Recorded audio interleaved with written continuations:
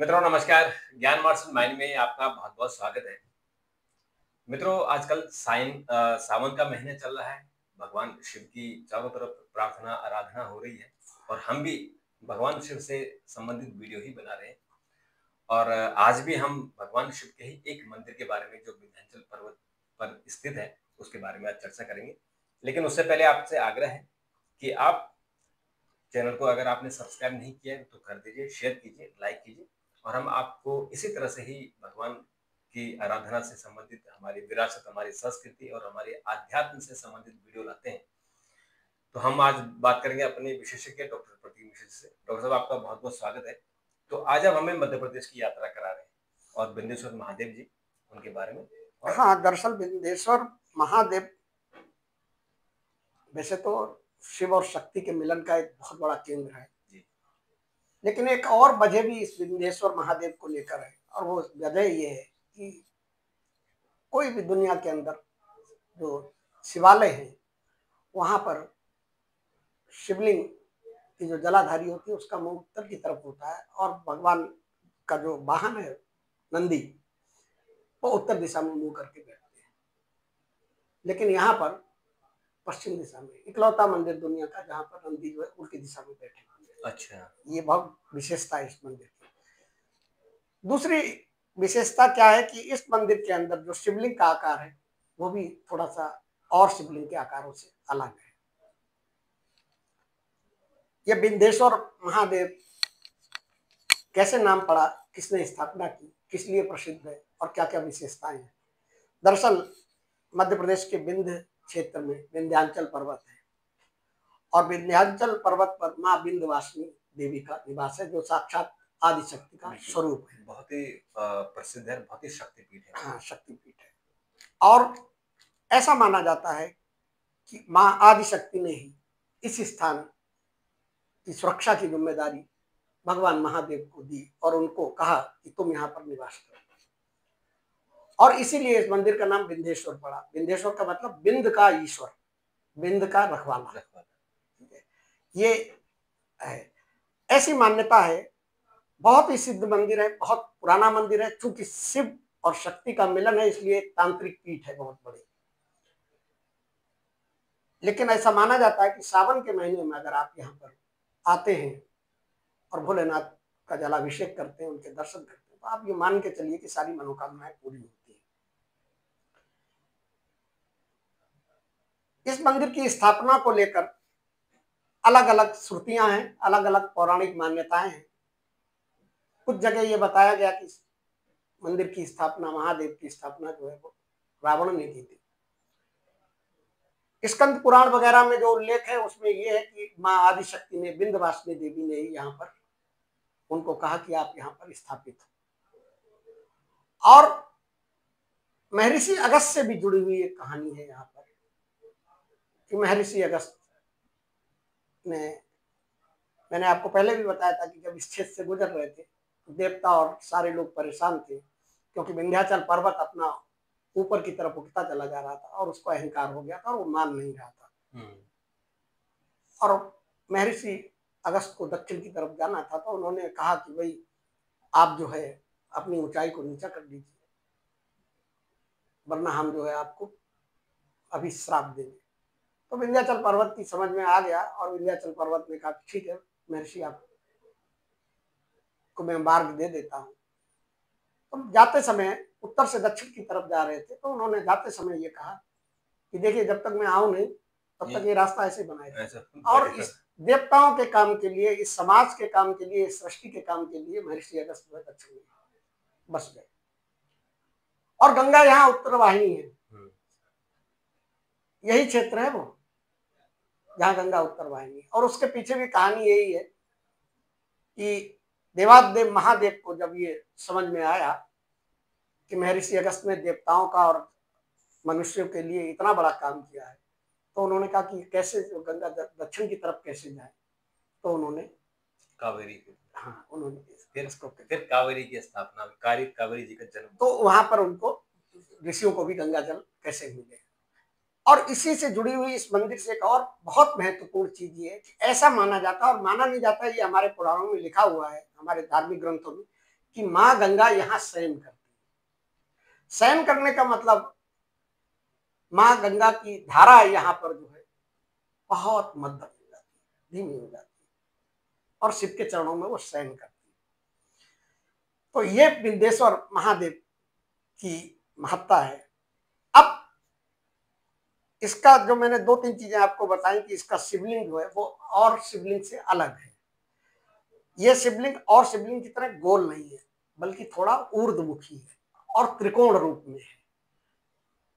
ये अपने तरीके का अलग ही शिवलिंग है और त्रिकोण रूप में इसलिए है क्योंकि ये माँ विंध्यवासिनी और अष्टभुजा के बीच के एक त्रिकोण के रूप में ये स्थान माना जाता है। तो यहाँ पे शिवलिंग भी जो है वो त्रिकोण के आकार का हो गया। यहाँ शिव और शक्ति का संयोग माना जाता है और इसे पंच तत्वों की शक्ति का प्रतीक भी माना जाता है। आपने देखा होगा कि नंदी जब किसी भी शिवालय में आप जाएंगे तो उत्तर की तरफ मुंह करके बैठते हैं, लेकिन विंध्येश्वर महादेव में नंदी का मुख पश्चिम दिशा से है। और उसके पीछे कहानी ये है कि माता आदिशक्ति ने, विंध्यवासिनी देवी ने नंदी को ये आज्ञा दी कि तुम जो है पीछे की दिशा में बैठकर, सामान्य दिशा में नहीं, पीछे की तरफ मुंह करके, पश्चिम दिशा में मुंह करके बैठो और जिससे कि वहां देवी की रक्षा करो, विंध्यवासिनी देवी की रक्षा करो। नंदी ने महादेव से, क्योंकि उनका वाहन था, तो महादेव से आज्ञा ली। महादेव ने कहा कि जैसी माँ आदिशक्ति आपको निर्देश दे रहे हैं उनका पालन कीजिए और उन्हें पीछे बैठने की अनुमति दीजिए। ऐसा माना जाता है कि हाँ, शिव और शक्ति एक ही चेतना के दो रूप हैं और नंदी दोनों की सेवा में, भोलेनाथ की भी सेवा में और माँ आदिशक्ति की भी सेवा में। और ये देखा जाए तो एक संतुलन की दिशा को दर्शाती है।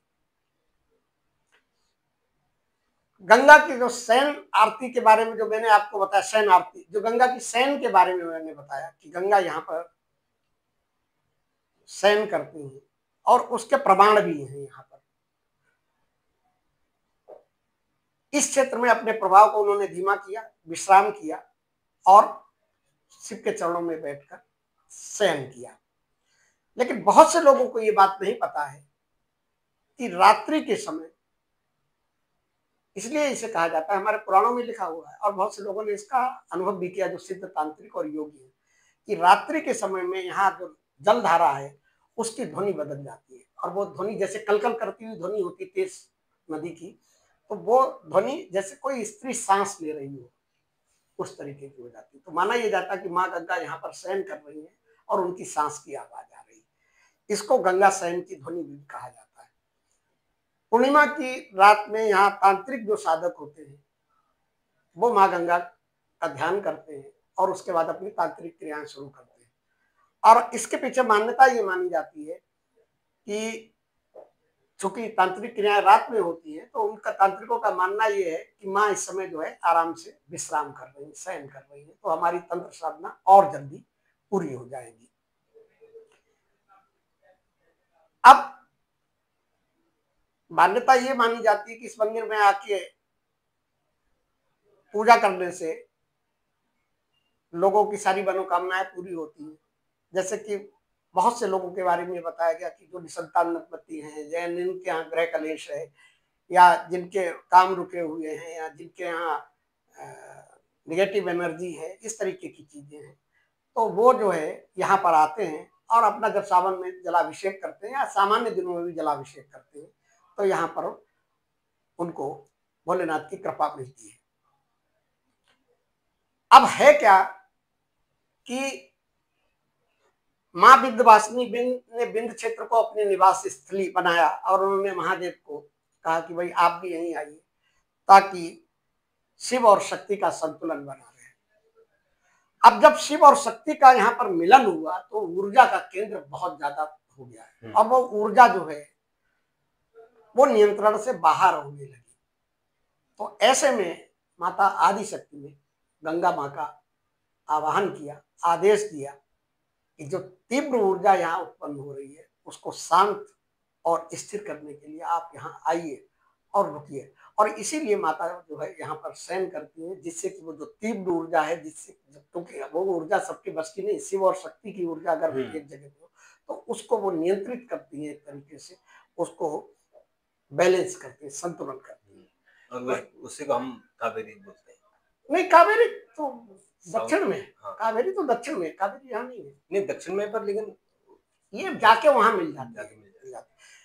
उत्तर वाहिनी, इसीलिए उत्तर वाहिनी यहाँ पे किया गया क्योंकि महादेव, देखिए गंगा सब जगह जो है, आप कहीं ये यहाँ से जो है ना और बनारस तक जो है वो उत्तर वाहिनी गंगा है। हाँ, बनारस ही ऐसी जगह जहाँ उत्तर वाहिनी है। हाँ, तो वो यही क्षेत्र है, ये विंध्य क्षेत्र है, मिर्जापुर वगैरह का जो क्षेत्र है ना, वहीं से गंगा जो है वो उत्तर वाहिनी है। और उत्तर वाहिनी और विंध्यवासिनी तो बड़ा फेमस मंदिर है। हाँ, विंध्यवासिनी देवी का तो बहुत बड़ा अष्टभुजा मंदिर जो विंध्यवासिनी का, विंध्यवासिनी तो विंध्याचल की महारानी है, विंध्याचल की रक्षक है, और विंध्याचल के भगवान विद्येश्वर जो ईश्वर हैं। तो ये बेसिकली बहुत, और कावेरी तो कर्नाटक में है बेसिकली। हाँ, कर्नाटक जो कावेरी जी हैं उनको हम दक्षिण की गंगा कहते हैं। तो ये भी माना जाता है कि इस स्थापना के बारे में ये माना जाता है कि रावण ने किया, एक स्कंद पुराण में ये लिखा हुआ है कि माता आदिशक्ति ने उनको आमंत्रित किया कि भाई आप यहाँ शिव शक्ति का मिलन होगा, यहाँ पर आप रहिए, विंध्य क्षेत्र की रक्षा कीजिए। और ऐसा भी माना जाता है कि जब अगस्त ऋषि ने यहाँ पर साधना की, तपस्या की, भोलेनाथ की, प्रसन्न हुए, तो उन्होंने क्या किया कि जो विंध्येश्वर, जो महादेव का जो शिवलिंग है, उसको उन्होंने यहाँ पर स्थापित किया। और कारण यह था कि इस क्षेत्र की ऊर्जा स्थिर बनी रहे, इसलिए इसका जो है विंध्येश्वर कई चीजों के लिए है। एक तो इसका शिवलिंग, दूसरे नंदी यहाँ उल्टी दिशा में, इकलौता शिव मंदिर जो है वो नंदी यहाँ पर बैठते हैं।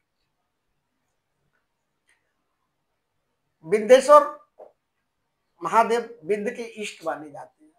और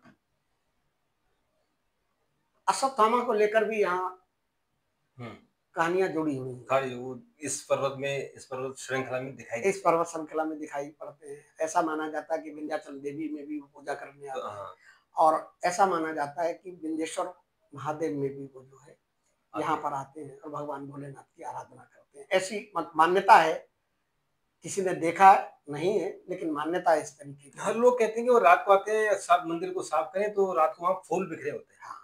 अब देखिए, ये मंदिर ऊर्जा का क्षेत्र इसलिए भी बहुत माना जाता है कि एक तरफ माँ विंध्यवासिनी है, दूसरी तरफ काली खो है, और अष्टभुजा के त्रिकोण में आने वाला ये स्थान है। ये भगवान शिव के उन रूपों में से है जिन्हें स्वयं माँ दुर्गा ने प्रसन्न करने के लिए स्थापित किया था।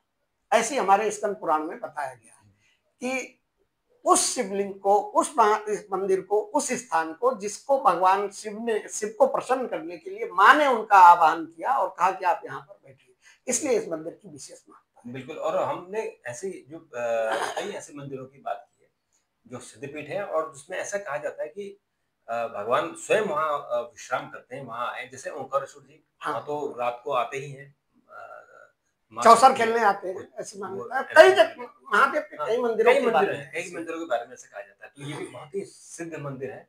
और यहाँ विंध्येश्वरी महादेव, जो विंध्येश्वर महादेव है, और विंध्येश्वरी देवी है। और यहाँ तो बड़े बड़े, चाहे राजनेता हो, चाहे संत हो, चाहे आम आदमी हो, जरूर जाते हैं। आप भी जरूर जाइए। और ये जो मिर्जापुर का इलाका है, जो आप बनारस से आगे जाते हैं तो कुछ लोग जाते हैं, अगर आप काशी विश्वनाथ जी के दर्शन करने जाते हैं तो आप नहीं, विंध्यवासिनी के दर्शन करने जाते हैं। अगर आप इलाहाबाद जा रहे हैं, प्रयागराज जा रहे हैं तो भी विंध्यवासिनी के दर्शन करने जाते हैं, और बनारस जाते हैं तो भी विंध्यवासिनी के दर्शन करने जाते हैं, क्योंकि वो एक बहुत बड़ी शक्तिपीठ मानी जाती है। तो हमें भी मौका मिला, हम भी जाएंगे। मैं कई बार प्लान किया लेकिन वहां से लौट आया, लेकिन जाऊंगा जरूर। वो तो माँ का जब बुलावा आएगा तभी, माता का आशीर्वाद आएगा, उनका बुलाए जरूर जाएंगे। डॉक्टर साहब, आपने बात की, आपका बहुत बहुत धन्यवाद। मित्रों, आपका भी बहुत बहुत धन्यवाद। आपको कैसा लगा अपनी प्रतिक्रिया जरूर दीजिएगा, और चैनल को सब्सक्राइब कीजिएगा, शेयर कीजिएगा, लाइक कीजिएगा। अगर आपको कोई सुझाव हो, कोई कमेंट हो, तो आप कमेंट बॉक्स में जरूर लिखिएगा। हम उस पर ध्यान देंगे, उनका जवाब देने की कोशिश करेंगे, और उस पर एक नया वीडियो बनाने की भी कोशिश करेंगे। तो आज के लिए इतना, कल फिर मुलाकात होगी। तब तक नमस्कार।